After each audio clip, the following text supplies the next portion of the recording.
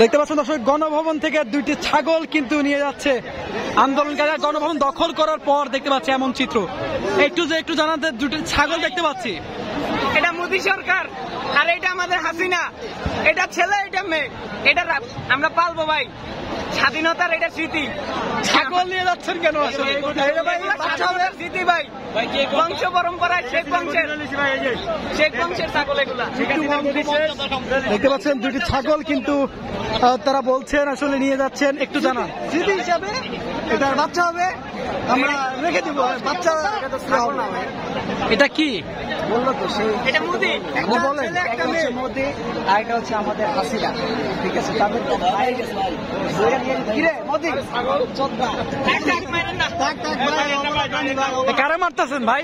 মোদী রে ভাই।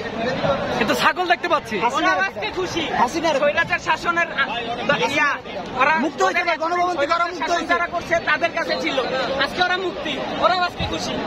দেখছেন দুটি ছাগল গণভবন থেকে কিন্তু নিয়ে এসেছে। গণভবন দখল হওয়ার পর এমন দৃশ্যতে কিন্তু দেখতে পাচ্ছি যে যেখানে যা পাচ্ছে তাই নিয়ে যাচ্ছে, কিন্তু তাদেরকে দেখতে পাচ্ছি দুটি ছাগল আসলে গণভবন থেকে নিয়ে এসেছে। এটা হচ্ছে ছাত্রলীগ, এটা ছাগল না। ছাত্রলীগ বলা যাবে না, ছাগলের অপমান। এটা ছাত্রলীগ, এটা অপমান। একে ছাত্রলীগ বলা যাবে না। যদি গরম লাগে এই যে ফ্যান দিয়ে বাতাস করবো, গণভবনের ফ্যান।